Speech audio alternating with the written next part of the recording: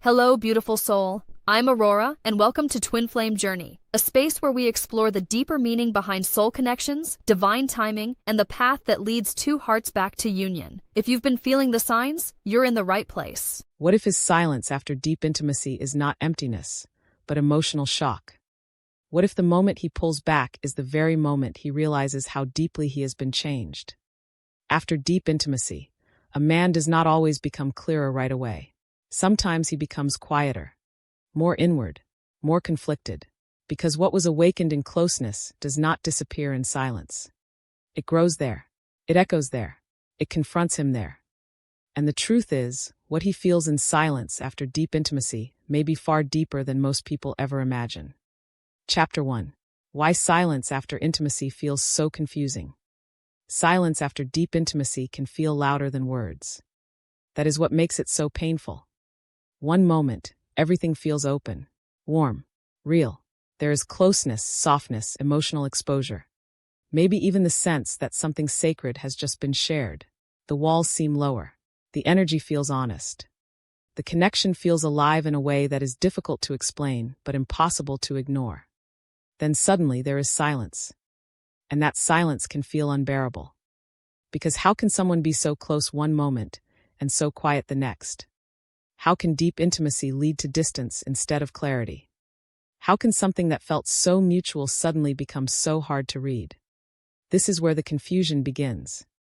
Silence after intimacy often feels like contradiction. It makes the mind question what the heart just experienced. It makes a person wonder if the connection was real, if the vulnerability meant as much as it seemed to, if the depth was shared or simply imagined. The silence can start rewriting the memory of the closeness, turning something beautiful into something uncertain. That is why this stage hurts so much. Not only because of the quiet itself, but because of what the quiet seems to imply. It can feel like withdrawal, like regret, like emotional disappearance, like the door closing right after it finally opened. And for the person on the receiving end, that silence can become a storm of unanswered questions. Did I misread the moment? Did the intimacy scare him? Did it mean less to him than it did to me? Why would someone go quiet right after something so deep? These questions are natural, but they only make sense if silence means nothing is happening. And often that is not true at all. One of the hidden truths of deep intimacy is that the moment does not end when the moment ends. What was shared does not simply vanish when the room grows quiet. Intimacy lingers. It moves inward. It settles into the body, the heart, the mind, the nervous system. It continues unfolding after the outer closeness is over. That is why silence after intimacy can be so charged. Because the silence is not empty. It is often full. Full of emotional aftershock. Full of meaning. Full of memory. Full of feelings that have not yet found language. This is especially true for someone who is not used to being met that deeply. Deep intimacy does not only create pleasure or connection, it can create exposure. It can open inner doors that were easier to keep closed before. It can awaken tenderness, longing, vulnerability, attachment, and emotional truth all at once. And when that happens, silence is not always indifference. Sometimes it is the first place where the full impact begins to land. That is why Chapter 1 begins here. Because before we understand what he feels in silence, we have to understand why that silence feels so confusing in the first place. It feels confusing because intimacy and silence seem like opposites. Intimacy says, come closer. Silence says, step back. Intimacy says, I am here. Silence says, now you cannot reach me the same way. Intimacy creates the feeling of connection. Silence creates the feeling of uncertainty. That contrast is emotionally destabilizing. It can make the heart feel opened and abandoned in the same breath.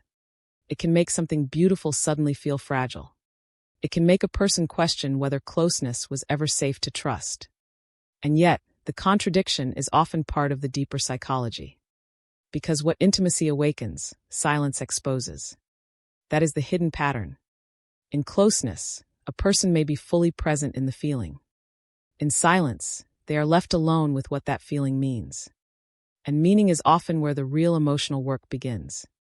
For many men, especially those who are not used to sustained emotional depth. Deep intimacy can feel manageable in the moment, but overwhelming afterward. In the moment, the body takes over. The heart opens. The energy flows. The walls soften naturally because closeness creates a temporary safety, a directness, an immediacy that bypasses some of the usual defenses. But afterward, silence comes. And silence removes the immediacy. Now there is space to think. Space to replay.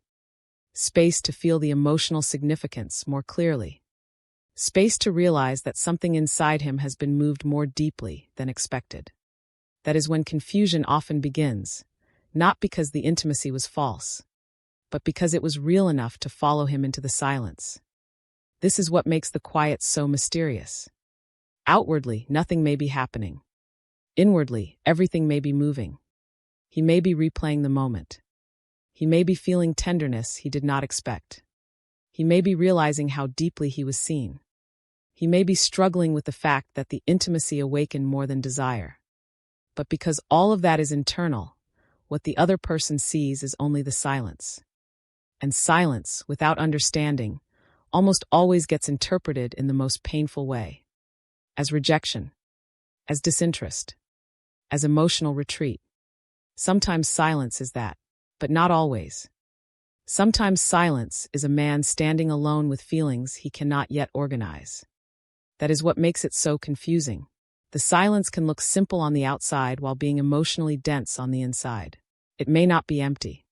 It may be crowded with sensations, memories, tenderness, fear, longing, and inner questions he does not yet know how to answer. What was that moment really? Why did it affect me this much? Why do I feel different afterward? Why do I suddenly feel so exposed? Why does this feel larger than I expected? These questions do not always come out in words. Often they stay buried beneath behavior. He becomes quieter, more inward, harder to read. Not because nothing happened, but because too much happened for him to instantly know how to express it. This is why silence after intimacy feels so painful for both people, but in different ways. For the one reaching outward, silence feels like distance. For the one turned inward, silence may feel like emotional overload. One person experiences absence. The other may be experiencing aftershock. And until that is understood, the silence becomes a place where misunderstanding grows. The heart says, "We were close." The silence says, "Now something is hidden." That hidden space is where fear enters. Fear that the intimacy meant different things to each person. Fear that openness was a mistake. Fear that tenderness created vulnerability without stability. Fear that closeness always leads to uncertainty. This is why silence after intimacy can be harder than silence before intimacy. Before intimacy, there may still be mystery, but there is less exposure. After intimacy, the heart has already stepped forward. Something has already been shared. Something has already become real. So the silence that follows feels heavier because it lands on an opened emotional field. It is not just quiet. It is quiet after being touched. Quiet after being seen. Quiet after something inside has already said yes. That kind of quiet carries weight. And that weight is exactly why this chapter matters. Because if we do not understand why silence feels so confusing, we will misread everything that comes after it. We will think the silence is the whole story, when in reality it may only be the beginning of what is happening inside him. We will mistake the absence of words for the absence of feeling. We will assume the quiet erases the intimacy, when often the quiet is where the intimacy begins unfolding more deeply. That does not make the silence easy. It does not make it painless. It does not mean every silence is sacred. But it does mean the silence deserves to be understood before it is judged. Because deep intimacy changes the emotional atmosphere. It leaves an imprint. It creates echo. It moves inward after the outer moment ends. And in that inward movement, silence often becomes the place where he starts realizing what the intimacy really awakened in him. That is why it feels so confusing. Because the silence is not simply the opposite of intimacy. Sometimes it is intimacy continuing in a hidden form. Not through words. Not through closeness. But through inner impact. The problem is that inner impact does not always look loving from the outside. Sometimes it looks like hesitation, withdrawal, distance, processing, emotional retreat. And unless we understand the emotional echo that intimacy leaves behind, that behavior can feel impossible to make sense of. So chapter 1 leaves us with a deeper truth. Silence after intimacy is confusing because it is rarely neutral. It carries emotional residue. It carries questions. It carries aftershock. It carries the tension between what was felt and what is now being processed alone. And that tension is where the real story begins. Because once the moment is over, the body may move on, but the emotional echo remains. That is where we go next. If this chapter spoke to you, stay with me for chapter 2. Because next we are going deeper into the emotional echo of deep intimacy, and why what was shared continues living inside him long after the moment itself has ended. Chapter 2. The emotional echo of deep intimacy. Deep intimacy does not end when the moment ends. That is one of the most important truths to understand. People often think intimacy is something that happens only in the visible moment, in the touch, in the closeness, in the confession, in the shared vulnerability, in the emotional or physical nearness that makes two people feel, for a brief time, like the world has gone quiet around them. But real intimacy does not stay in the moment. It echoes. It moves inward after the outer experience is over. It settles into the body, the heart, the mind, and the nervous system. It lingers in memory. It lingers in sensation. It lingers in the subtle emotional field a person carries with them long after the closeness has ended. That is what this chapter is about. The emotional echo. Because if you do not understand the echo, you will misunderstand the silence that follows. You may think he went quiet because the intimacy faded. You may think he pulled back because the feeling was small. You may think the silence means the connection was less meaningful than it seemed. But often the opposite is true. Sometimes the silence grows because the intimacy is still moving through him. That is the hidden paradox. Deep intimacy can create an after effect that is stronger than the moment itself. In the moment, he may be fully present, open, warm, softened, honest in ways he did not plan to be. Something in him may relax, surrender, or respond naturally because the connection feels safe enough, magnetic enough, or real enough to bypass his usual defenses. But afterward, when he is alone, the emotional echo begins. Now he remembers what was shared. Now he feels what was opened. Now he notices what changed inside him. Now the moment is no longer just an experience. It becomes an imprint. And an imprint can be powerful. Because the body remembers intimacy differently than the mind does. The mind may try to simplify it, analyze it, or minimize it. But the body remembers the feeling of being close, being seen, being touched deeply, being emotionally reached. The nervous system remembers it. The heart remembers it. And in silence, those memories do not disappear. They often become louder. That is why the emotional echo can feel overwhelming. He may hear the tone of your voice in his mind. He may replay the softness of the moment. He may remember the exact feeling of being emotionally open. He may feel tenderness returning in waves, even if he is trying to stay composed. This is not always something he talks about.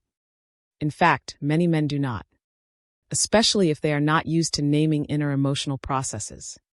Especially if they have learned to handle intense feelings privately. Especially if they do not yet understand how deeply the intimacy affected them. So what happens? The echo keeps moving through him in silence. That silence is not empty. It is full of replay, full of sensation, full of memory, full of emotional residue. This is why deep intimacy can feel unfinished afterward.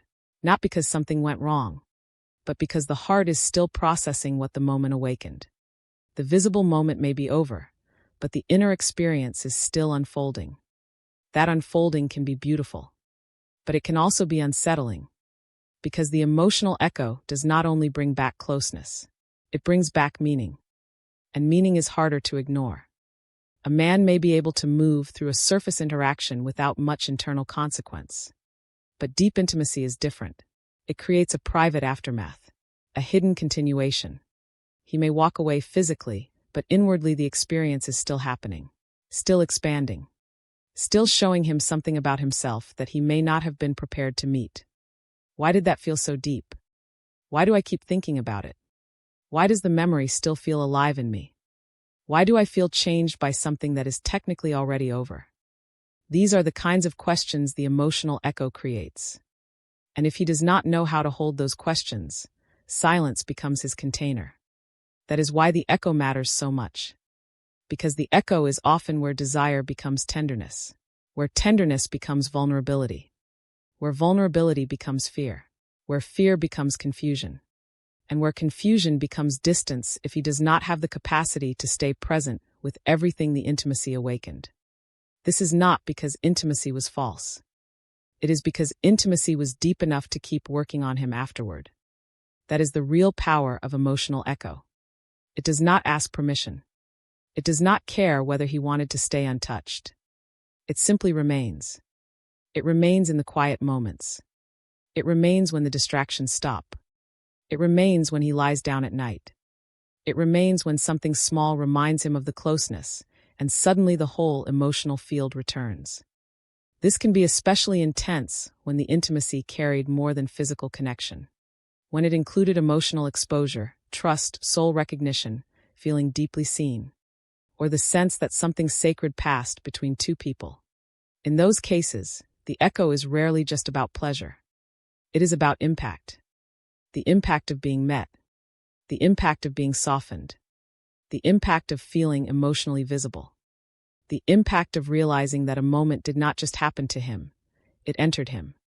That realization can shake him more than he expects. Because many men are prepared for attraction.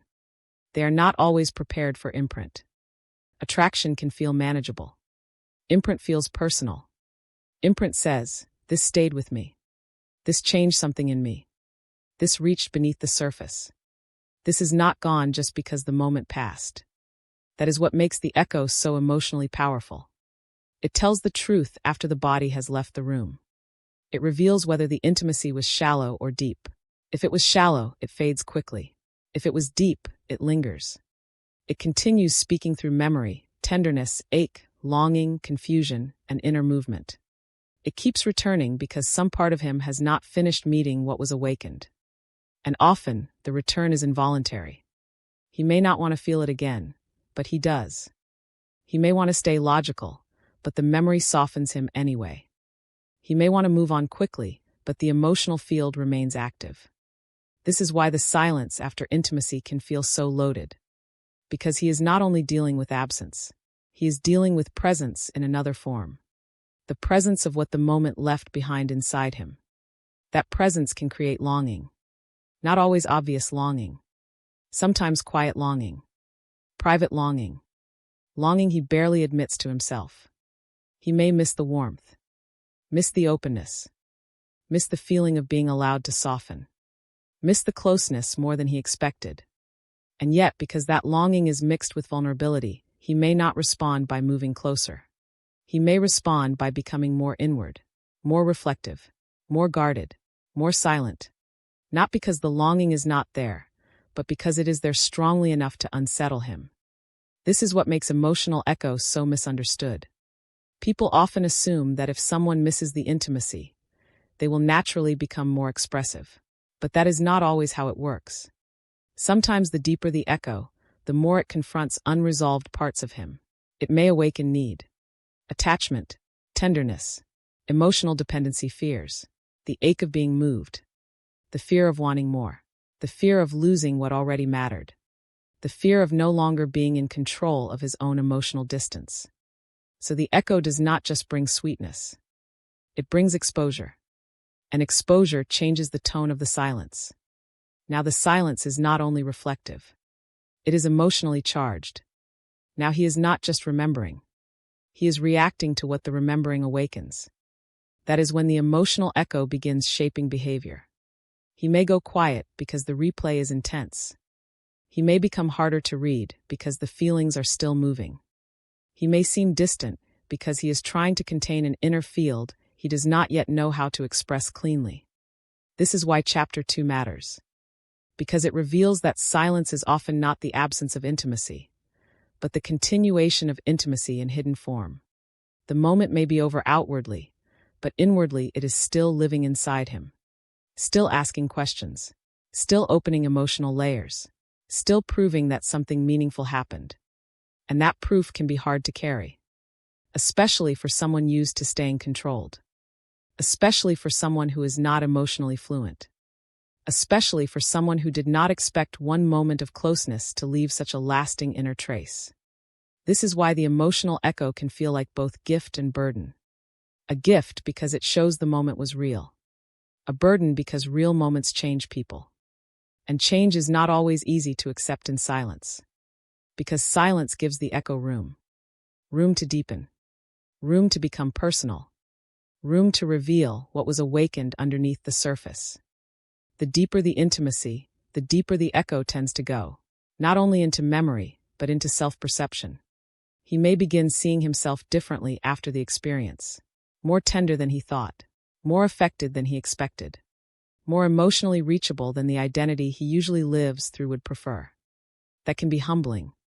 Because now the intimacy is no longer just something that happened. It has become a mirror. A mirror showing him what he can feel. What he can miss. What he can no longer pretend did not matter. That mirror is where the next layer begins. Because when the echo is strong enough, intimacy awakens more than desire. It begins waking up vulnerability, longing, fear, attachment, truth, and emotional need. The silence becomes the place where all of those layers start rising together. That is where we go next. If this chapter spoke to you, stay with me for chapter 3. Because next we are going deeper into when intimacy awakens more than desire. And why what he feels afterward may reach far beyond attraction into the deepest parts of his emotional world. Chapter 3. When intimacy awakens more than desire. Deep intimacy does not only awaken desire. That is where many people misunderstand what happens next. They think the silence afterward must be about attraction fading, interest changing, or emotional uncertainty. They assume the intimacy was mostly physical or mostly momentary, and that once the moment passed, so did the depth of it. But deep intimacy often does something far more serious than awaken desire. It awakens the heart. It awakens tenderness. It awakens longing. It awakens vulnerability. It awakens the terrifying realization that someone has reached a place inside him he does not usually allow anyone to touch. And that changes everything. Because desire is one thing. Desire can be exciting. Desire can be immediate. Desire can move through the body and still feel manageable. But when intimacy awakens more than desire, it stops being simple. Now it is no longer only about wanting. It becomes about feeling. About being seen. About being emotionally moved in ways that continue long after the closeness itself is over. This is what makes the silence afterwards so loaded. Because once intimacy opens deeper layers, he is no longer just dealing with chemistry. He is dealing with the emotional meanings that chemistry unlocked. He is left alone with tenderness he may not have expected, attachment he may not know how to name, and vulnerability he may not know how to hold without feeling exposed. That is why the experience can become so internally powerful. A man may enter intimacy expecting passion, and leave carrying softness. He may expect pleasure, and leave carrying emotional ache. He may expect closeness in the moment, and leave with an imprint that follows him into the quiet. This is the hidden depth of chapter 3. Because when intimacy awakens more than desire, it often touches parts of him that have been silent for a very long time. Parts that do not live on the surface. Parts that do not show themselves in ordinary attraction. Parts that only rise when the connection reaches beyond the body and into the emotional architecture of the self. That can feel beautiful. And it can feel frightening. Because now he is not only aware that he wanted the moment. He is becoming aware that the moment awakens something he cannot easily put back to sleep. Something deeper than excitement. Something heavier than simple attraction. Something with emotional consequence. Maybe he begins missing the closeness. Maybe he keeps replaying how safe or soft it felt. Maybe he realizes he was more open than he meant to be. Maybe he starts feeling emotionally attached in ways that unsettle the image he has of himself. This is where intimacy starts becoming psychologically and spiritually significant. because desire can stay on the surface. But tenderness goes deeper. Tenderness asks different questions. Why did that moment feel so real? Why do I still feel it in my chest? Why do I suddenly feel more vulnerable than before? Why does the silence after it feel almost sacred, but also painfully exposing? These are not questions of lust alone. These are questions of awakening. The divine masculine may not use that language, even inwardly. He may simply feel more affected than he wants to admit, more emotionally stirred than he expected, more aware that the intimacy reached into places he cannot explain through logic alone. And often, that is exactly what unsettles him. Because many men know how to hold desire better than they know how to hold tenderness. Desire feels active. Tenderness feels open. Desire can feel powerful. Tenderness can feel disarming.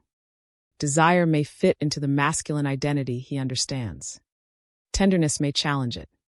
That is why deep intimacy can become so confusing after the fact.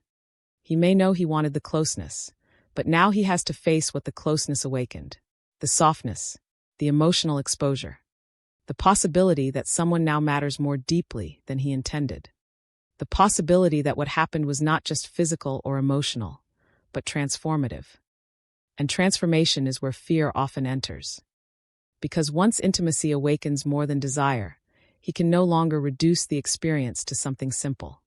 He cannot just say, "It was a moment," not if the moment continues living inside him. Not if the memory still carries emotional warmth.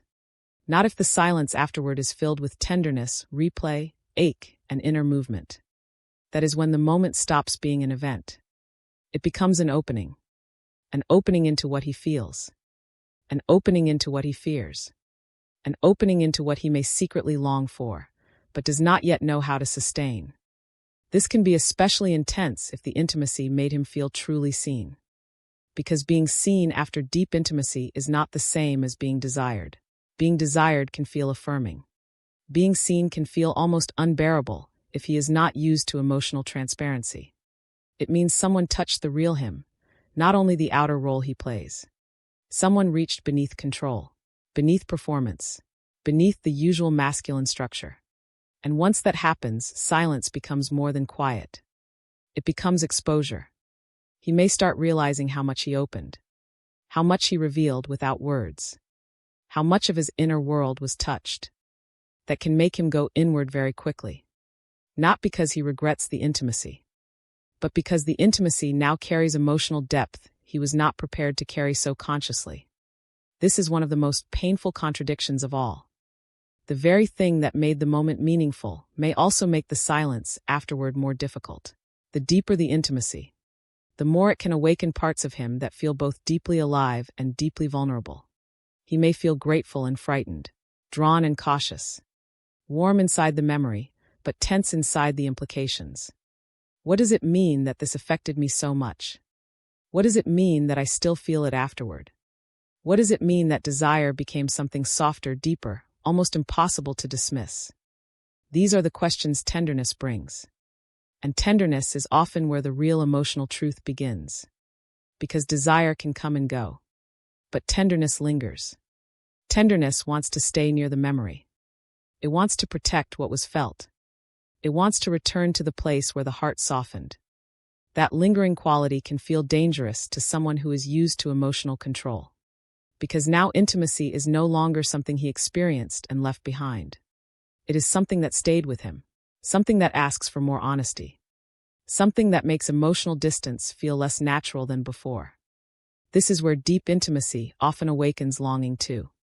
Not always obvious longing. Sometimes a very quiet one. The longing to feel that closeness again. The longing to return to that softness. The longing to remain connected to what opened in him. And yet, longing can be hard for the masculine psyche to hold if longing feels too close to need. If he has been conditioned to fear emotional need, then the very fact that intimacy awakened longing may make him go silent. Not because the longing is absent, but because it is present strongly enough to challenge his sense of control. That is why silence after deep intimacy can feel so paradoxical. Inside, he may be carrying more tenderness than before. Outside, he may become harder to read. Inside, he may feel more connected than before. Outside, he may look more distant. Inside, desire may have transformed into something deeper. Outside, he may not know how to let that depth show without feeling exposed. This is why Chapter 3 matters so much. Because it reveals that what he feels in silence after deep intimacy is often not less than desire. It is more emotional, more personal, more vulnerable, more destabilizing. The silence is difficult precisely because the intimacy awakened layers he was not expecting to meet. It awakened the possibility of emotional attachment. It awakened the ache of tenderness. It awakened the fear of being changed by what was shared. It awakened a deeper emotional truth than simple attraction could ever explain. And once those layers are active, he may not know how to move cleanly. He may replay the moment while also fearing what it means. He may miss the closeness while pulling back from its intensity. He may feel softer inside while acting more contained outside. That contradiction is painful, but it is also revealing.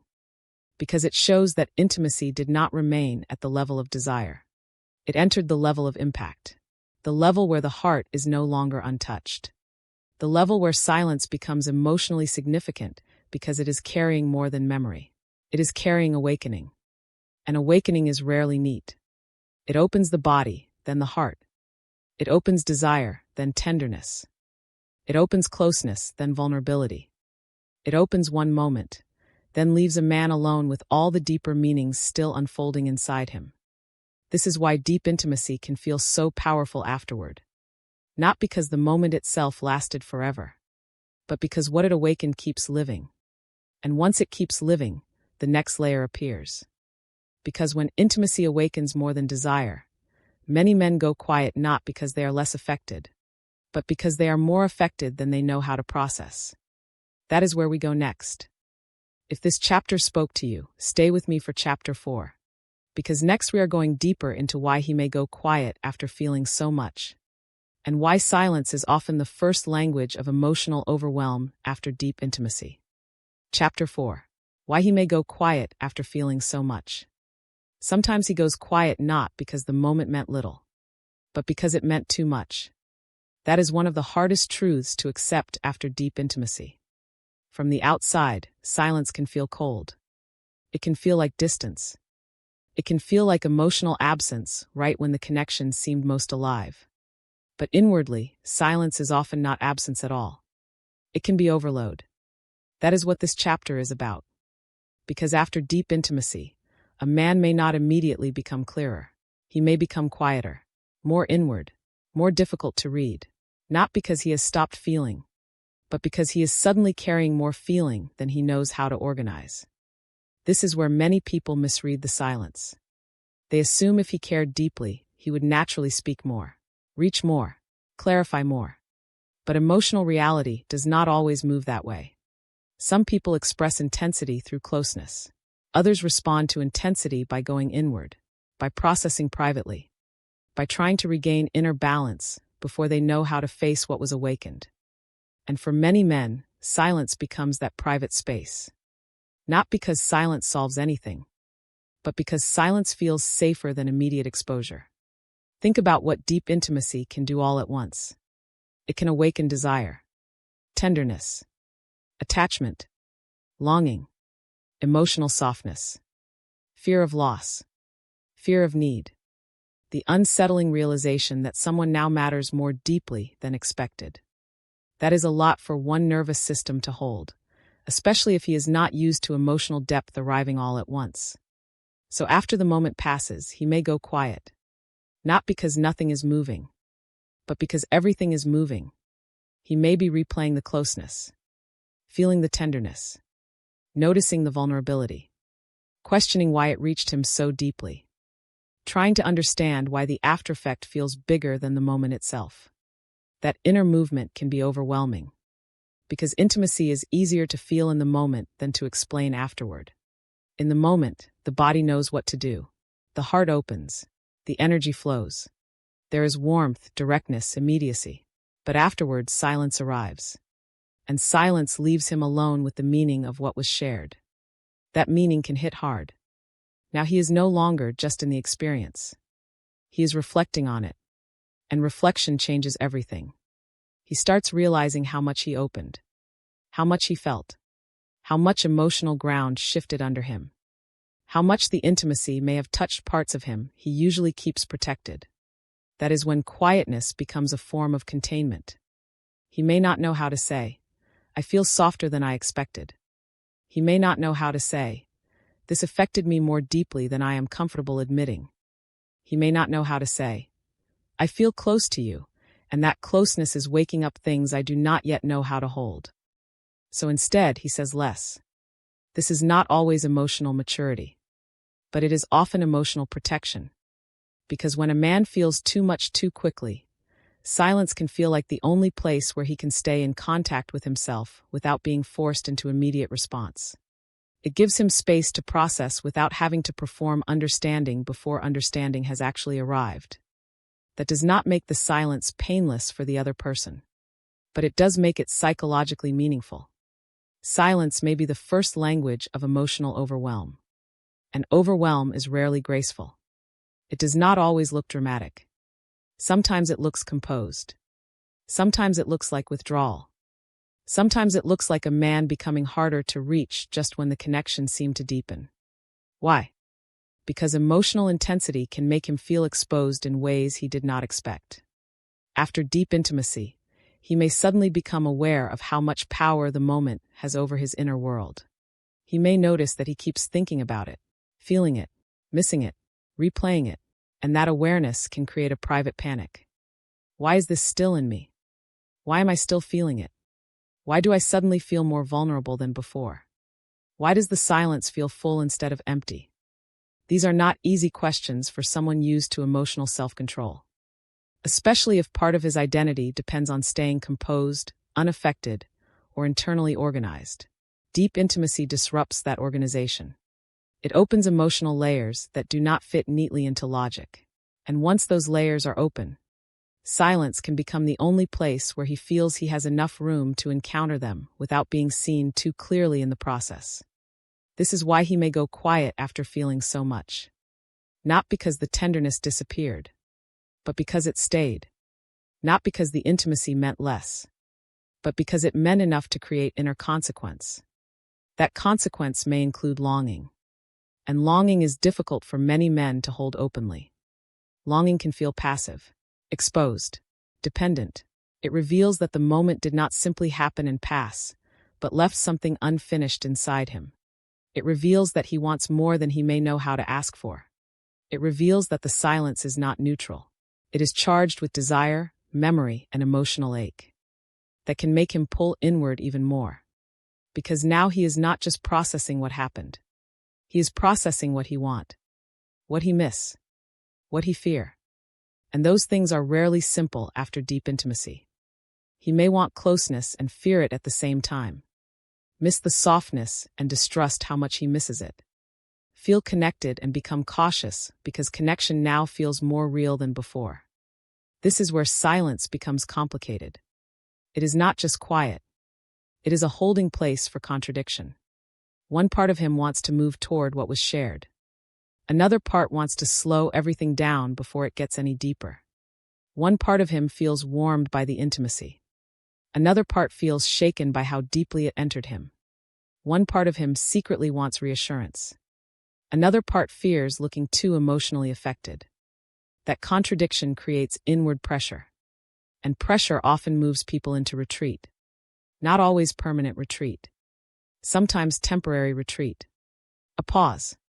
A private recalibration. An attempt to make sense of the emotional aftershock before deciding what to do with it. This is why going quiet is often less about rejection and more about regulation. He is trying to regulate something he does not yet know how to name clearly. The problem is that regulation from the inside can look like indifference from the outside. That is what makes this stage so painful. One person may be experiencing silence as emotional distance. The other may be experiencing silence as the only way to keep from feeling flooded. Both realities hurt. But understanding them helps reveal the deeper truth. The silence is not always a sign that he is less connected. Sometimes it is a sign that he is more affected than his usual self can easily carry. This is especially true if deep intimacy made him feel truly seen. Because after being seen at that level, he may become acutely aware of his own openness. He may realize that you now matter in ways that are difficult to reverse. He may sense that the intimacy shifted him from control into tenderness. And tenderness can feel beautiful in the moment, but vulnerable in the aftermath. So he goes quiet. Not because the tenderness was false, but because tenderness is still alive in him, and he does not yet know how to stand in it without feeling exposed. This is one of the most human parts of the journey. He may be trying to protect the very thing he felt by not speaking too quickly about it. Or he may be trying to protect himself from how powerful it felt. Sometimes both are true at once. Silence can be a crude attempt to preserve emotional balance when balance has already been shaken. That is why the quiet after deep intimacy often feels so strange. It is not clean. It is not simple. It is not one clear message. It is the sound of someone trying to hold more than they are used to holding. And when a man is doing that, he may choose stillness over expression. Not because expression is impossible forever, but because expression requires a level of emotional confidence he may not yet have in the aftermath of being deeply moved. This chapter matters because it reminds us that quietness is not always emptiness. Sometimes quietness is intensity without language. Sometimes it is a full inner world hiding behind reduced outer movement. Sometimes it is the first sign that what happened went deeper than either person fully understood in the moment. And that depth does not immediately make him braver. Sometimes it makes him more careful, more inward, more aware of what is at stake emotionally. That awareness can make him hesitate, not because he wants less, but because he suddenly understands that what he feels has the power to change him. That is a lot to carry in silence. And silence is only the beginning. Because after going quiet, something else often rises. Fear. Not only fear of intimacy itself, but fear of what deep intimacy has now made visible inside him. Fear of having been truly seen. Fear of attachment. Fear of no longer being untouched. That is where we go next.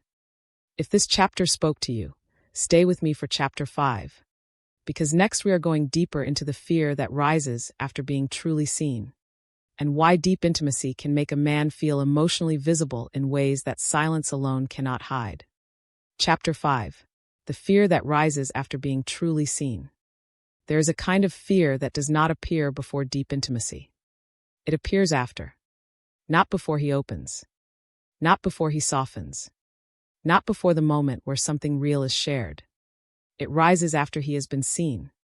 That is what makes this stage so complicated. Because being truly seen is one of the deepest human desires. But for many men, especially those who have learned to survive through control, distance, restraint, or emotional privacy, being truly seen can also feel deeply unsafe. Not because the other person did something wrong. Not because the intimacy was false. But because visibility changes the inner terrain. Once someone has seen beneath the surface, he can no longer fully hide from himself in the same way. That is the fear. Deep intimacy does not only expose the body. It exposes the heart. It exposes tenderness. It exposes the places where he is softer, more reachable, more emotionally affected than the identity he usually lives through wants to admit. That kind of exposure can feel beautiful in the moment. The closeness can feel natural. The openness can feel almost effortless. The walls can fall without warning because something about the connection bypasses his usual need to stay guarded. But afterward, when he is alone, the awareness begins to land. You saw him. Maybe not every detail. Maybe not every wound. But enough. Enough to make him feel known. Enough to make him feel touched in places that are usually defended. Enough to make him realize that something inside him is no longer protected by mystery. And for some men, that is when fear rises hardest. Why? Because being seen after deep intimacy can feel like losing the last layer of emotional camouflage. He may suddenly realize that you now have access to a more vulnerable version of him, a version he did not plan to reveal so clearly, a version that felt safe enough to emerge in the moment, but now feels frightening because it cannot be completely taken back. This is not just fear of another person. It is fear of exposure. Fear that he now matters more than he wanted to matter. Fear that you now matter more than he expected. Fear that emotional depth has entered a place where control used to live. Fear that once someone has seen the real ache, tenderness, or softness in him, he is no longer fully hidden behind the masculine image he uses to feel safe. That is the hidden panic. Because for many men, being seen is not only intimacy. It is risk. Risk of attachment. Risk of dependency. Risk of disappointment. Risk of being emotionally touched in ways that cannot be managed through logic alone. This is why Chapter 5 matters so much. The fear after deep intimacy is often not about the intimacy itself. It is about what the intimacy made visible. It is about the fact that silence cannot fully hide what has already been revealed. Once he has been met that deeply, the old emotional distance becomes harder to believe in. The old image of being untouched becomes harder to maintain, and that creates tension. He may start asking himself questions he did not expect. How much did she really see? What did that moment reveal about me? Why do I feel almost emotionally transparent now? Why does it scare me that someone has touched something real in me? These questions are not shallow. They come from a deeper place, a place where intimacy and identity begin colliding. Because being truly seen after deep intimacy can feel like standing without armor. And armor is not easy to surrender, especially for someone who has built much of his inner safety around it. The armor may look like control, silence, emotional reserve, practicality, the ability to stay difficult to read, the ability to feel without showing too much, the ability to remain private enough that no one can fully name what moves inside him. Then intimacy happens. And for a moment, that privacy softens. Something true becomes visible. Something unguarded comes forward. Something in him stops performing and starts simply feeling. That can be sacred. But later, sacredness can feel threatening if the self is not ready to live openly with what was revealed. That is when fear becomes intense. Not because he regrets the connection, but because he cannot fully undo the emotional visibility it created. He may begin feeling that you now know something about him he usually keeps hidden. You may know his softness, his tenderness, his emotional responsiveness, his capacity to be touched deeply.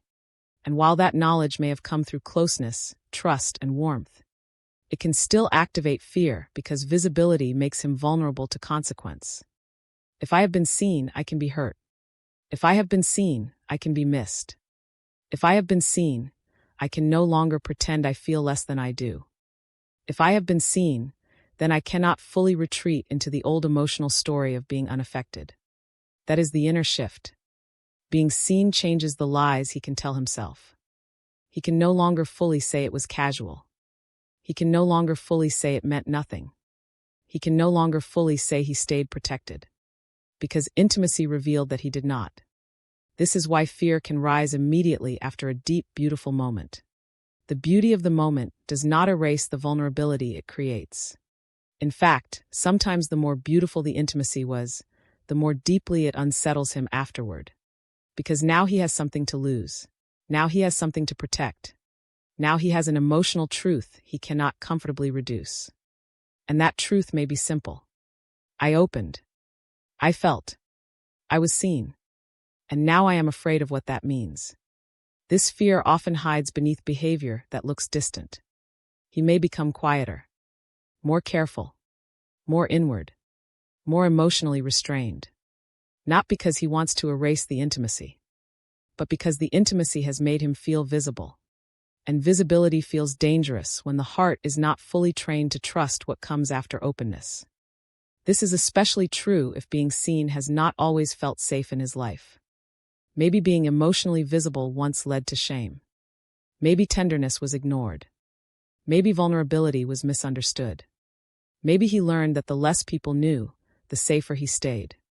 If those patterns exist beneath the surface, then deep intimacy does not just create closeness. It activates memory, emotional memory, nervous system memory. The old knowing that says, once people truly see you, they can affect you more deeply than you are ready for. That is why his fear may not look rational from the outside. The moment was loving, warm, safe, connected. So why fear? Because the fear is not always about the present moment. It is about what the present moment awakened in him. The realization that he can be emotionally reached. The realization that someone now exists inside his inner world in a way that makes distance less simple. The realization that the old safety of emotional invisibility has been interrupted. That interruption matters. Because once a man has been truly seen, silence changes. Before, silence may have felt like privacy. Now silence may feel like exposure without language. He may sit in quiet and feel the whole moment echoing inside him. Not just the closeness itself, but the fact that you saw him there.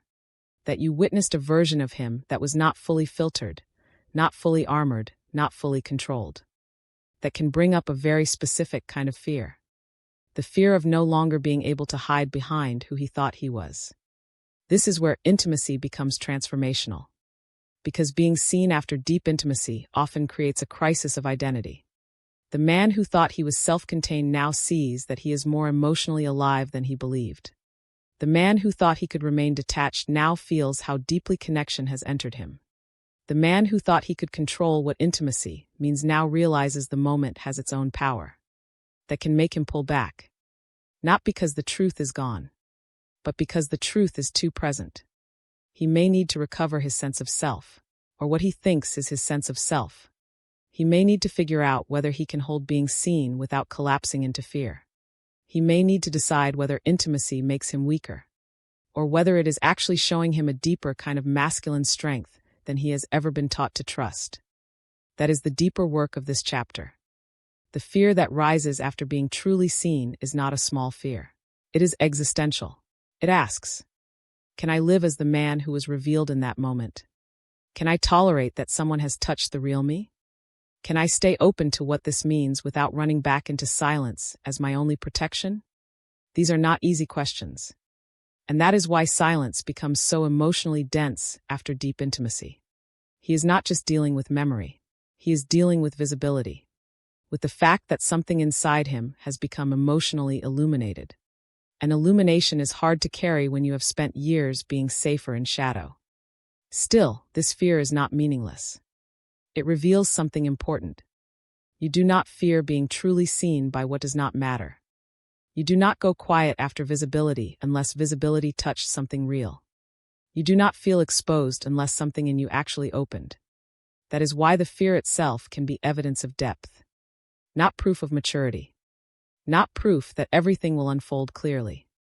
But proof that the intimacy entered beyond the surface. And once it enters that deeply, the silence begins doing something else. It starts working on his mind and heart. It makes him replay, reflect, question, long resist, wonder.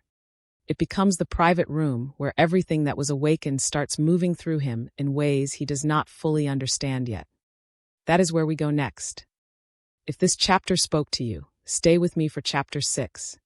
Because next we are going deeper into what silence does to his mind and heart, and why the quiet after deep intimacy can become the place where emotional truth grows louder than ever. Chapter 6. What silence does to his mind and heart. Silence after deep intimacy is not stillness. It only looks that way from the outside. Inside him, silence can become one of the loudest places he has ever known. Because once the intimacy is over, once the touch is gone, once the moment itself has passed, he is left alone with what it awakened. And what it awakened does not always settle quietly. It moves. Through thought. Through memory. Through longing. Through fear. Through tenderness he did not expect to still be carrying. That is what silence does to his mind and heart. It gives everything room to rise. In the moment of deep intimacy, there is often not much distance between feeling and experience. The body responds. The heart opens. The closeness is immediate. He may not be thinking in a complicated way at all. He may simply be there, present in it, softened by it, changed by it without fully understanding how much. But later, silence comes. And silence creates space. Space to replay the moment. Space to notice what lingers. Space to realize that what happened did not stay contained in the moment itself. This is where the mind starts working. He replays your words, your expression, the feeling in the room, the exact second he felt emotionally unguarded, the tenderness he did not mean to reveal so clearly. And the more he replays it, the more it deepens. Because replay is not neutral. Replay adds meaning. It takes an experience and turns it inward. It asks, what was that really? Why did it affect me this much? Why can I still feel it? Why does the silence after it seem heavier than the moment itself? That is when the mind and heart begin pulling on each other. The heart says, that was real. The mind says, then why does it feel so dangerous now? The heart says, I miss it already. The mind says, be careful how much you admit that. The heart says, something opened in me. The mind says, can you control what happens next? This is the tension silence creates. Because silence does not just preserve the intimacy. It tests it. It stretches it across time and leaves him alone with its emotional consequences. In the quiet, he no longer has the warmth of the moment to carry him. Now he has only his inner response to it. And that response can become intense very quickly. He may feel tenderness and alarm at the same time, longing and caution at the same time, emotional closeness and the urge to retreat at the same time. This is why silence can be so psychologically exhausting. He is not only remembering, he is negotiating with himself. Part of him wants to stay close to what was felt. Part of him wants to back away before it gets any deeper. Part of him wants to trust the intimacy. Part of him fears what trusting it will cost. Part of him is warmed by the memory. Part of him is unsettled by how much power that memory now has. That inner negotiation can take over far more than he shows. Outwardly, he may seem calm. Inwardly, his mind may be looping. He may be thinking about whether the moment changed things, whether it changed him, whether you now see too much, whether he wants more, whether wanting more makes him vulnerable in ways he does not know how to manage. He may wonder if the silence is protecting him or hurting him. He may feel pulled toward you and also pulled toward control. And while all of that is happening in his mind, the heart is doing its own work. Because the heart does not process the way the mind does. The mind asks questions. The heart keeps feeling. The mind wants explanations. The heart stays with the imprint. The mind tries to sort the meaning. The heart simply knows something remains. That difference matters. Because silence often becomes the place where his mind tries to reduce what his heart refuses to dismiss. The mind may tell him to stay logical, steady, contained. But the heart remembers how it felt to soften. The heart remembers the closeness. The heart remembers what it was like to be open, even briefly, without defense. That memory can ache.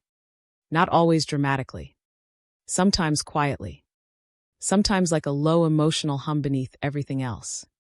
He may find himself distracted by small reminders.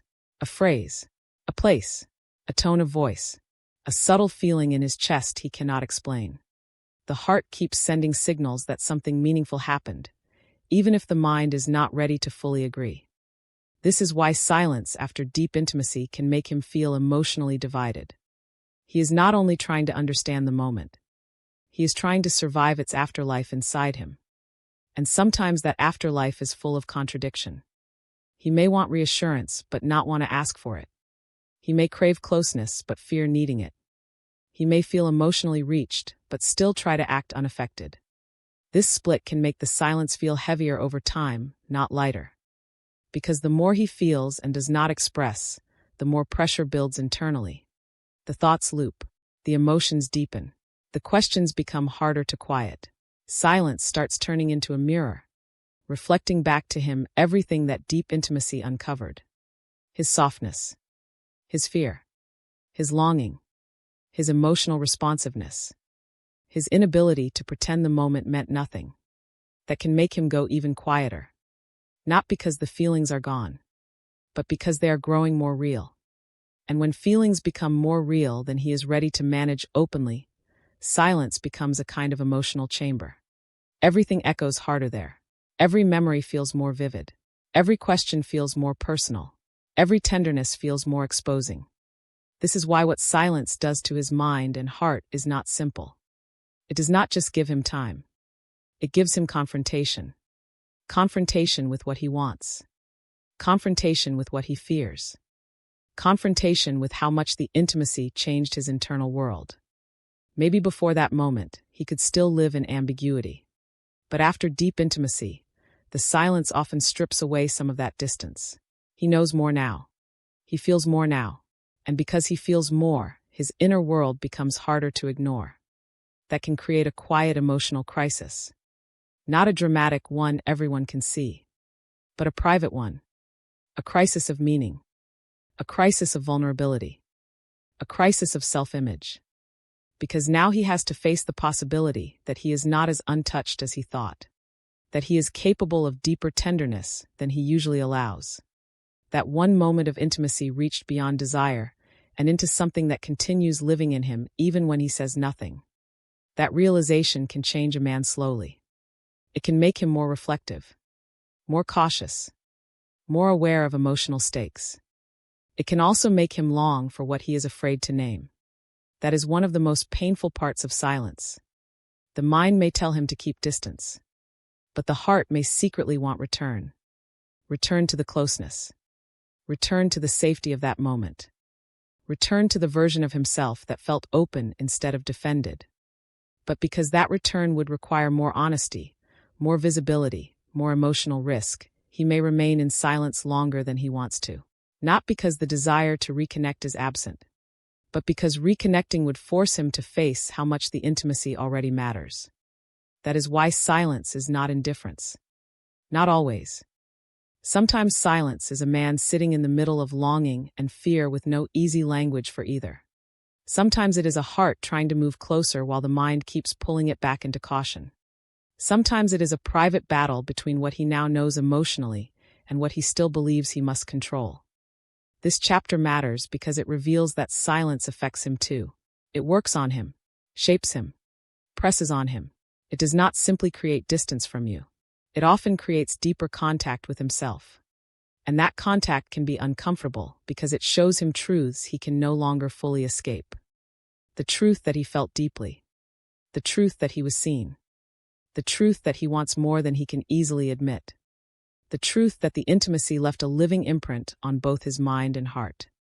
And once silence reveals all of that, another important truth begins to appear. Silence is not the same as indifference. That is where we go next.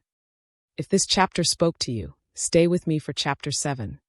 Because next we are going deeper into the difference between silence and indifference. And why what looks like distance on the outside can still hide profound emotional movement within. Chapter 7. The difference between silence and indifference. Silence and indifference can look similar from the outside. That is what makes this stage so painful. Both can feel like distance. Both can feel like absence. Both can leave the other person staring at the same unanswered question. If the intimacy was real, why is he so quiet now? But silence and indifference are not the same thing. Not emotionally. Not psychologically. Not energetically.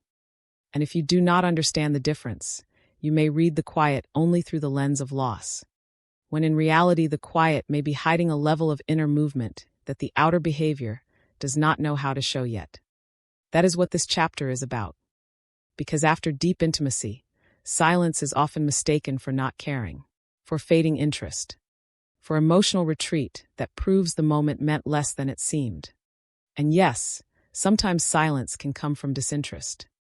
Sometimes it can come from avoidance with no real depth underneath it. That is true. But when deep intimacy has genuinely left an imprint, silence often means something far more complicated than indifference. Indifference is empty. Silence is not always empty. Indifference does not replay the moment. It does not feel the aftershock. It does not lie awake wondering why one experience still lingers. It does not struggle with tenderness, fear, longing, and emotional confusion all at once. Indifference lets go easily because nothing meaningful is still moving inside. Silence, on the other hand, can be full. Full of replay. Full of emotional residue. Full of longing he does not want to admit. Full of fear about what the intimacy awakened. That is the key difference. Indifference is the absence of internal investment. Silence can be internal investment without external expression. This is why people get hurt trying to interpret quietness too quickly. They assume the lack of words means lack of feeling. But lack of words does not always mean lack of feeling. Sometimes it means feeling that has not yet found a safe form. Sometimes it means he is inwardly affected in ways that make speaking harder, not easier. That is especially true after deep intimacy. Because intimacy does not only create closeness, it creates consequence. It leaves emotional evidence inside him. And if that evidence feels too exposing, too vulnerable, or too difficult to process cleanly, he may go silent while the meaning of the experience continues unfolding inside him. That is not indifference. It is inner conflict. Indifference is simple. Inner conflict is not. Indifference does not hesitate because nothing important is being weighed. Inner conflict hesitates because too much feels emotionally significant. Indifference moves on without much internal friction. Silence with depth often carries friction everywhere. He may look calm on the outside. Inside, he may be circling the same thoughts. He may say little. Inside, he may be feeling a great deal. He may seem distant. Inside, he may be trying to understand why distance is not bringing him the peace he expected. This is where the misunderstanding deepens. Because from the outside, silence offers almost no proof. It gives no easy reassurance, no immediate clarity, no clean explanation. It leaves the other person with behavior, and behavior is powerful. It matters. It affects the heart. It shapes perception. So of course silence can feel like rejection when there is no visible sign of what is happening beneath it. But behavior is not always the whole story. Especially with men who do not yet know how to bridge emotional truth into emotional expression. A man can be deeply affected and still underexpressive. He can care and still go quiet. He can long and still retreat. He can feel the emotional gravity of what happened and still look externally removed because he has not yet learned how to stay open under that much emotional pressure. That is silence with depth. Not healthy in every form. Not ideal. Not something to romanticize blindly. But very different from indifference. Indifference does not carry emotional tension. Silence often does. Silence may feel tight, heavy, charged, like something is being held back. Indifference feels flat, unmoved, uncurious, unaffected. This distinction matters because emotional energy has texture, even when words are absent. Silence shaped by feeling has a different quality than silence shaped by not caring. One is full of unsaid things. The other is simply a lack of inner engagement. That is why some silences feel haunting. Not because nothing is there, but because something is there and remains unresolved. He may still be replaying the intimacy, still feeling how much it opened him, still noticing how hard it is to return to emotional neutrality afterward. That does not always translate into communication, but it does mean the silence is not empty. It means he is carrying internal motion that his outer behavior is not yet revealing. And that internal motion can be exhausting. Because silence with feeling often means he is divided. One part of him wants to move toward what was felt. Another part fears what moving toward it would demand emotionally. One part of him misses the closeness. Another part wants to regain control before he gets pulled any deeper. One part of him knows the intimacy mattered. Another part resists how much it mattered because that level of emotional reality can change his sense of himself. This is where silence becomes heavy. Not because he feels nothing, but because he feels contradiction. And contradiction is one of the clearest signs that silence is not indifference. Indifference has no contradiction. It simply does not care enough to struggle.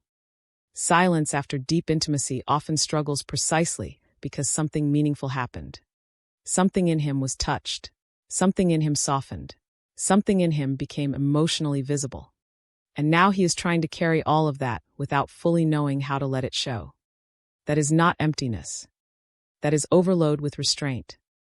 This is why the same silence can feel so different depending on what is behind it. When silence comes from indifference, there is no emotional echo underneath it. But when silence comes after deep intimacy, and the connection was real, the quiet often has aftershock underneath it. The mind is active. The heart is active. The body remembers. The longing remains. The fear remains. The meaning remains. That is what makes the silence feel alive. And aliveness can be painful when it stays unspoken. Because now the other person senses something but cannot reach it clearly. They feel the tension but do not get the language. They feel the depth of the moment, but then face the outer quiet. And without language, the heart fills the gap with fear. Maybe it meant nothing. Maybe he has gone emotionally. Maybe I imagined it. Maybe the closeness was only real to me. Those fears are understandable, but they are not always accurate. Because silence can still hide profound emotional movement. The question is not just whether he is quiet. The deeper question is what kind of quiet this is. Is it flat or charged? Disconnected or reflective? Emotionally empty or emotionally overloaded? Avoidant because nothing is there, or avoidant because something there feels too powerful to face openly. These are important distinctions. And while no one should ignore actions or stay trapped interpreting mixed signals forever, understanding the difference between silence and indifference can stop the heart from reducing every quiet moment into a false conclusion. Because some men do not go silent after deep intimacy because they do not care. They go silent because they care enough to feel destabilized. They care enough to replay it. Care enough to feel changed by it. Care enough to fear what it awakened. Care enough to become quieter precisely because the intimacy reached somewhere they are not used to being reached. That does not erase the pain of the silence, but it gives the silence emotional meaning. And meaning changes how we read the story. Indifference closes the door without inner consequence. Silence after real intimacy often closes the mouth while the inner world remains wide open. That is the difference. One has no emotional cost. The other may be costing him far more than he knows how to admit. This chapter matters because it separates appearance from reality. It reminds us that the absence of expression is not the same as the absence of impact. That what looks like distance can still contain tenderness, confusion, fear, memory, and longing. That deep intimacy often creates a silence which is not cold, but emotionally charged beyond what he knows how to regulate in the moment. And once we understand that, another truth begins to rise. Silence itself can become a mirror. Because in the quiet, all the unresolved layers come forward. His fears, his wounds, his unmet needs, his longing, his discomfort with how deeply he was moved. The silence stops being just an absence between two people. It becomes a reflection of what deep intimacy awakened within him. That is where we go next. If this chapter spoke to you, stay with me for chapter 8. Because next we are going deeper into when silence becomes a mirror, and why the quiet after deep intimacy often reveals the hidden emotional truths he can no longer keep buried. Chapter 8. When silence becomes a mirror. At first, silence feels like distance. But after deep intimacy, silence often becomes something else. A mirror. That is where this chapter begins. Because the quiet that follows deep closeness does not only separate him from the moment. It reflects him back to himself. It shows him what the intimacy awakened. It shows him what he misses, what he fears, what he avoids, and what he can no longer pretend did not matter. That is why the silence can feel so emotionally intense. Not because nothing is happening, but because too much is being revealed. When the moment of intimacy ends, the distractions fall away. The body is no longer carrying him through the immediacy of touch, presence, and emotional closeness. Now he is alone. And in that aloneness, everything the intimacy opened begins to rise in a clearer form. His tenderness, his vulnerability, his longing, his fear of attachment, his discomfort with how deeply he was affected. The silence shows it all. That is what mirrors do. They do not create the truth. They reveal it. And silence after deep intimacy can become one of the most revealing mirrors in his entire emotional life. Because if the moment truly touched him, then the quiet afterward will not simply erase it. It will expose its inner consequences. It will show him that the intimacy was not just something he experienced outwardly. It entered his inner world. It shifted something. It left emotional evidence. And now, in the stillness, he has to face that evidence. That can be confronting, because what the mirror shows is not always comfortable. It may show him how much he cares, how much he is replaying the moment, how much he longs for the closeness even while trying to stay controlled. It may show him how quickly deep intimacy awakened fear. Fear of being seen, fear of wanting more, fear of no longer being untouched. It may show him old wounds rising beneath the tenderness. The part of him that expects loss where there was closeness. The part that mistrusts emotional openness. The part that still believes that if something reaches him deeply, it also has the power to unmake him. That is why silence becomes so powerful. It strips away the outer performance. When he is busy, he can manage himself more easily. When he is distracted, he can delay what he feels. When he is moving, thinking, doing, producing, solving, he can keep some distance between himself and the emotional truth. But silence removes that distance. And when distance is removed, the mirror becomes clear. He sees the parts of himself that intimacy awakened. Maybe he sees that he is softer than he thought. Maybe he sees that he wants reassurance more than he would like to admit. Maybe he sees that deep intimacy did not just satisfy desire, it exposed emotional hunger. That can be humbling, because the old self often wants to believe it is in control, independent, contained, difficult to shake. But silence after intimacy can reveal a very different reality. It can reveal that he is emotionally reachable, emotionally marked, emotionally impacted in ways that the old self does not know how to wear with ease. So the silence becomes more than quiet. It becomes confrontation. Confrontation with his own heart. Confrontation with the fact that he is not neutral. Confrontation with the hidden truth that what happened mattered enough to stay alive inside him. This is where many men become even quieter. Not because they feel less, but because the mirror is showing them more than they expected to see. And often, what they see is not only the beauty of the connection. They also see the wounds. That is one of the deepest truths of this chapter. Silence after deep intimacy does not only reflect longing. It reflects unhealed places. The places where closeness touches fear. The places where tenderness wakes grief. The places where being emotionally met brings up the memory of times when emotional need did not feel safe. That is why silence can suddenly feel heavy. It is not only carrying the sweetness of the moment.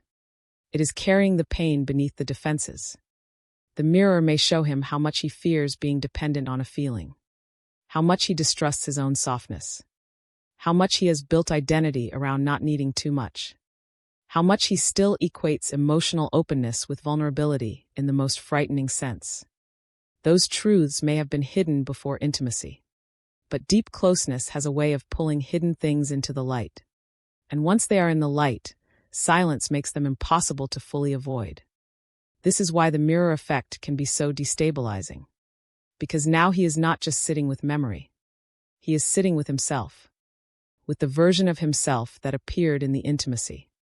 With the version of himself that was seen. With the version of himself that felt more than expected. And he may not yet know how to integrate that version into the man he thinks he is supposed to be. That creates inner tension. The mirror says, you were moved. The old self says, do not let that define you. The mirror says, you want more closeness than you admit. The old self says, stay careful. The mirror says, something in you opened. The old self says, close it before it costs too much. This is the battle silence often reveals. Not a battle with another person. A battle within himself. Because the intimacy has already happened. The truth has already entered. The question now is not whether something was awakened. The question is what he will do with what the mirror keeps showing him. That is where silence becomes sacred. Painful, yes. Uncomfortable, yes. But sacred. Because mirrors offer a chance for honesty. Without the silence, he might keep living on the surface. He might keep calling the moment just intimacy. He might keep pretending it did not reach deeper than desire. He might keep moving without pausing long enough to see what was actually stirred inside him. But silence makes him pause. And in that pause he sees. He sees that he misses more than touch. He misses the feeling of openness. The feeling of being softened. the feeling of being with someone in a way that made him less defended. He sees that the intimacy did not only create closeness, it created truth. Truth about how much he can feel. Truth about how deeply he can be affected. Truth about how much of his identity has been built around avoiding exactly this kind of emotional visibility. That is a lot to face alone. No wonder silence can feel unbearable. Because mirrors do not only reveal beauty, they reveal contradictions. He may see longing and fear together, need and resistance together, tenderness and shame together, desire and grief together. And holding those contradictions can make him want to withdraw even more. Not because the mirror is false, but because it is accurate. It is showing him the very places where he is not yet free. The very places where deep intimacy has uncovered both his heart and his unfinished healing. That is why silence becomes such a decisive stage. What he sees there matters. If he only sees fear, he may retreat further. If he begins to see truth, something deeper can shift. Because eventually, the mirror can reveal not only his wounds, but also his longing for emotional safety. His longing to remain open without having to shut down afterward. His longing to feel deeply without treating depth as danger. His longing to trust what was awakened instead of immediately hiding from it. That longing is important. It means the silence is not only showing him what hurts, it is also showing him what he secretly wants. What he has not yet learned to claim, but cannot fully deny anymore. The desire not just for intimacy, but for a deeper emotional home within it. This is how silence becomes transformative. At first it feels like absence. Then it becomes reflection. Then, if he is willing, it becomes revelation. It reveals what he carries, what he hides, what he fears, what he longs for, and what the intimacy made impossible to completely bury again. That is the power of the mirror. It does not force change, but it makes denial harder. And once denial becomes harder, something new starts rising beneath the silence. A more honest longing, a more conscious ache, a quieter, deeper desire not just to escape what was felt, but to understand it. That is where we go next. If this chapter spoke to you, stay with me for chapter 9. Because next we are going deeper into what he secretly longs for in that silence, and why the quiet after deep intimacy may hold desires he cannot yet say out loud, even to himself. Chapter 9. What he secretly longs for in that silence. Beneath the silence, beneath the caution, beneath the restraint, there is often something he does not say. Longing.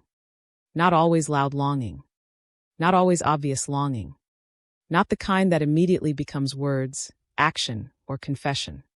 Sometimes it is a quiet longing. A hidden one. A longing that lives beneath the surface of his silence because it feels too revealing to name directly. That is where this chapter begins. Because after deep intimacy, what he secretly longs for is rarely just the moment itself. It is rarely just the touch, the closeness, the warmth, or the physical nearness. Those things matter, yes. But if the intimacy went deep enough, then what remains in silence is often something much more vulnerable. He longs for the feeling of emotional safety the intimacy awakened. He longs for the softness, the openness, the freedom of not having to perform strength in the same way for a brief moment. The rare experience of feeling deeply met without immediately having to explain himself. That is what makes the silence so full. Because if he is quiet afterward, it does not always mean he wants less. Sometimes it means he wants more than he knows how to ask for. More closeness, more reassurance, more emotional steadiness. More space to feel what the intimacy opened without feeling ashamed of how much it matters to him. This longing can be very difficult for him to admit. Why? Because longing reveals need. And for many men, especially those who have learned to equate need with weakness, emotional need does not feel elegant. It feels exposing. It makes him aware that the intimacy created hunger, not just satisfaction. That the moment did not simply close a loop. It opened one. It awakened a desire not only for contact, but for continuity, for the emotional thread to remain, for the closeness to mean something beyond itself, that can make him go even quieter. Not because he is detached, but because the longing is too tender to show easily. He may secretly want reassurance that what was felt was real, that it was shared, that he is not alone in carrying the imprint of it. He may want to know that the closeness was not a passing emotional illusion, that the moment was not only meaningful to him in hindsight, that what opened between you still exists beyond the silence. This is a very human longing. The longing to know that what moved him also mattered to you. The longing to feel emotionally safe inside what was awakened. The longing to not have to carry tenderness alone. That last one matters deeply. Because one of the heaviest parts of silence after deep intimacy is the possibility that he is carrying something inwardly while appearing empty outwardly. He may be holding longing, memory, emotional ache, and the afterglow of tenderness all at once. But because he cannot yet translate that into clean expression, it stays hidden. And hidden longing has a special kind of pain. It deepens in private. It grows in stillness. It makes ordinary moments feel strangely incomplete. He may start missing the feeling of being that open, missing the atmosphere of the intimacy, missing the emotional permission the moment gave him, the permission to soften without immediately being forced back into defense. This is why what he longs for in silence is often not just another moment of closeness. He longs for permission. Permission to feel this deeply without losing himself. Permission to stay emotionally open without immediately needing to retreat. Permission to want more without feeling weak because he wants it. That is a profound longing. Because for many men, deep intimacy awakens not only emotional desire, but the wish for a new kind of masculinity. One that can hold tenderness without shame. One that can feel deeply without translating depth into danger. One that can remain close to love without rushing into control the moment the heart becomes visible. He may not put it that way consciously, but somewhere inside, he may be longing for exactly that. A way to stay soft without feeling swallowed. A way to stay connected without feeling trapped. A way to let the intimacy continue emotionally without losing the sense of strength he depends on. This is why silence can hide so much longing. Because longing is rarely only about the other person. It is also about the self he was allowed to be in the intimacy. The self that was less guarded, less edited, less committed to emotional distance. Deep intimacy can briefly show him a version of himself that feels more alive, more open, more truthful. And afterward, in silence, he may long not only for you, but for that version of himself too. That version of himself matters. The self who is not overthinking every feeling. The self who is simply there. The self who felt connected instead of fragmented. No wonder silence becomes painful. Because now he is separated from more than a moment. He is separated from the emotional reality that the moment made possible. That creates a hidden yearning. A yearning to return to that field of closeness. A yearning to feel emotionally safe enough to open like that again. A yearning to know that he does not have to choose between intimacy and self-protection forever. This is where the longing becomes deeply spiritual as well as emotional. Because what he wants is not only another experience. He wants emotional home. Even if he does not yet know how to say that. He wants the safety of being understood without losing dignity. He wants the relief of not having to hide what he feels. He wants the continuation of a connection that makes his inner world feel less defended and more alive. That is a sacred longing. And sacred longings are often the hardest to confess. Because they expose the truth.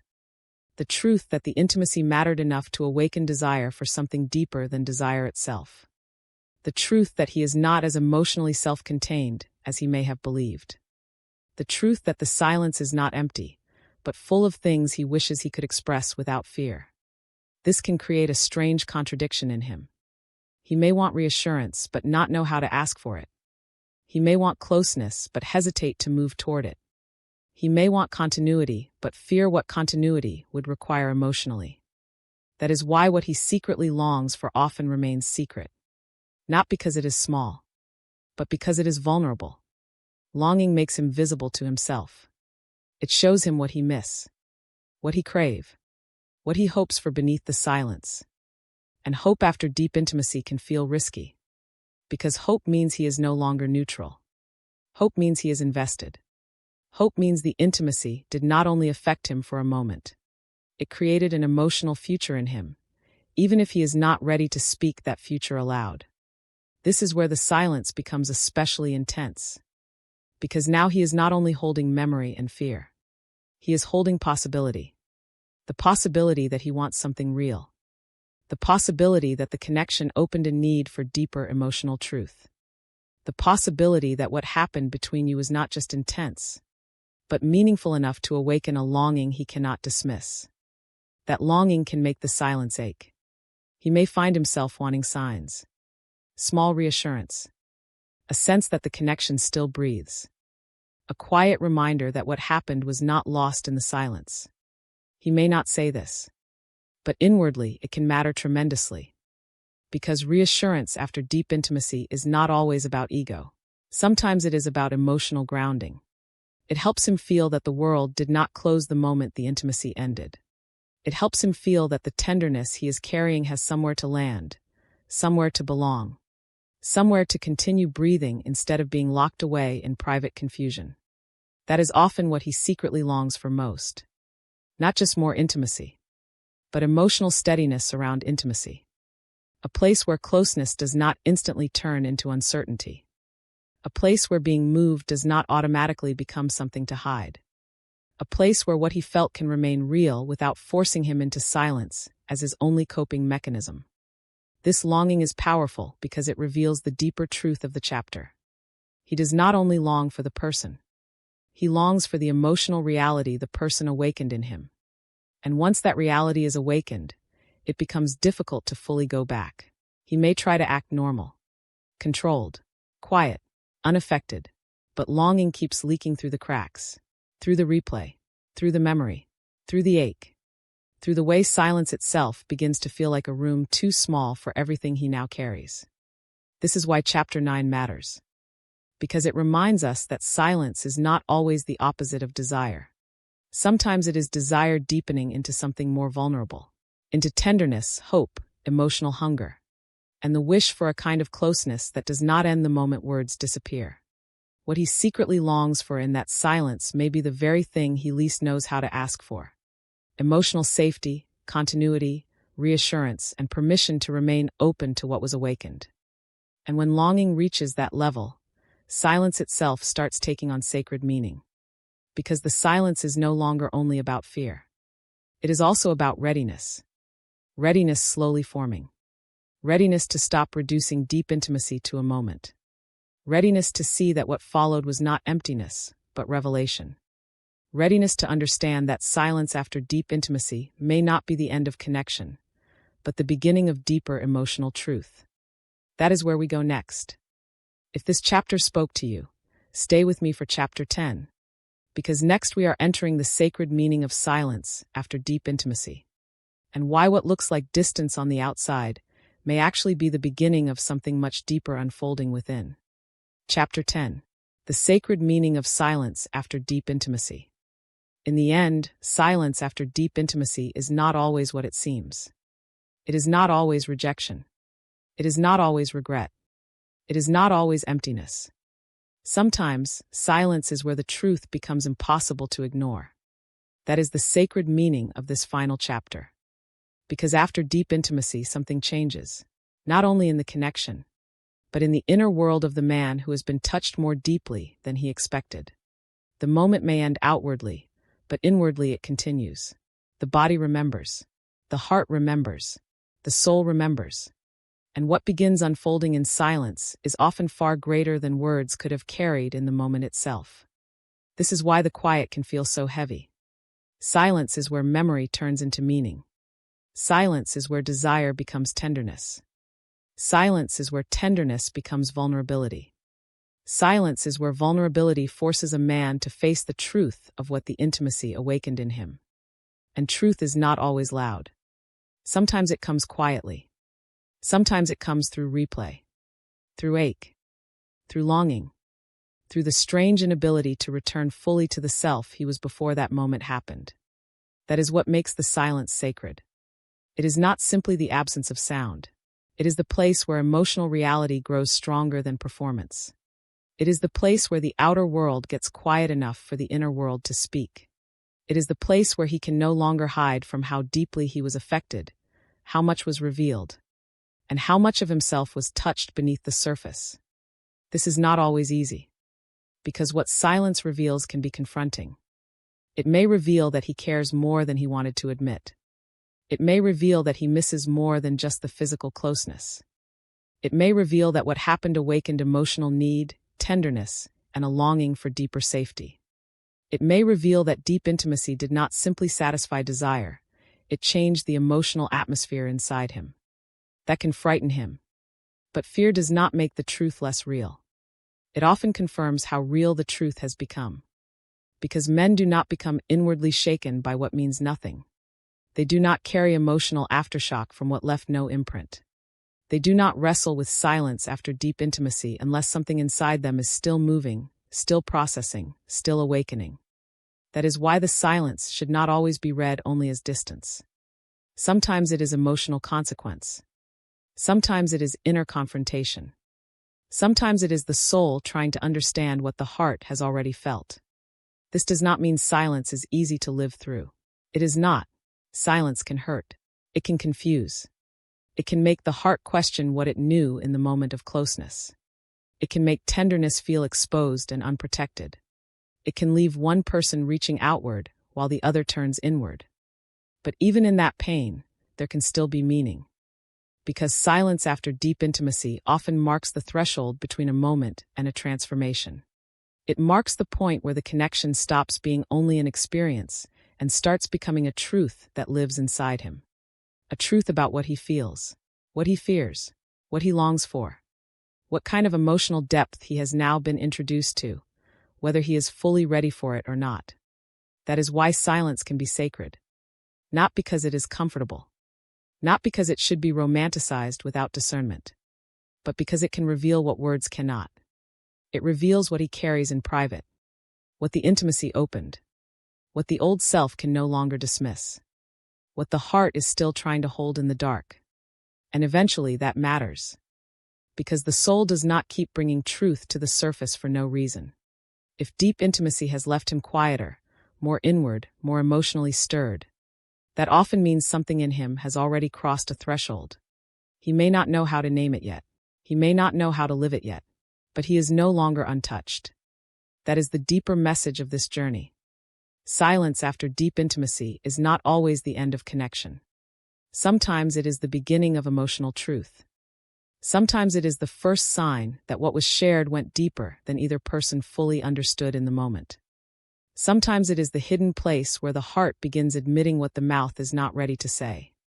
And that changes everything. Because once a man has been deeply moved, the silence is no longer empty territory. It becomes sacred ground. Ground where fear and longing meet. Ground where old defenses weaken. Ground where the truth of what he feels begins pressing harder against the identity he uses to stay safe. That pressure may take time. It may unfold slowly.